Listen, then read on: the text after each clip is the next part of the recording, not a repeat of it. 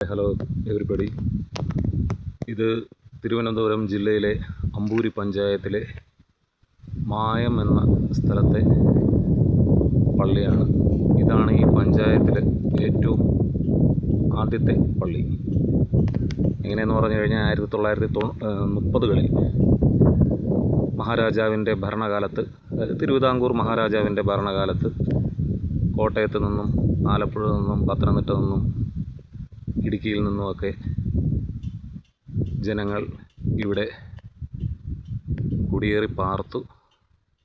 ഇതൊരു കുടിയേറ്റ മേഖലയാണ്. അന്ന് ഇത്രയും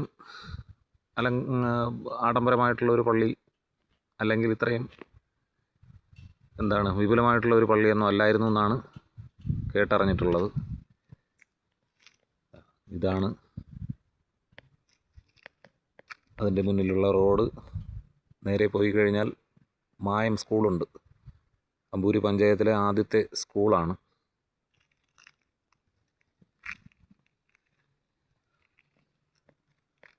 ഇത് കാട്ടാക്കട, നെയ്യാറ്റിങ്കര ഭാഗത്തേക്കൊക്കെ പോകാനുള്ള, അല്ലെങ്കിൽ അമ്പൂരി ജംഗ്ഷനിലേക്കൊക്കെ പോകാനുള്ള റോഡാണ്.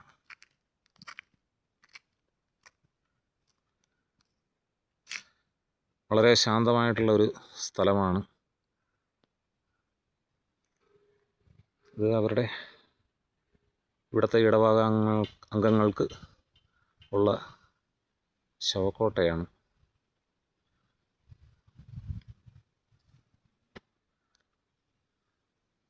Okay, by.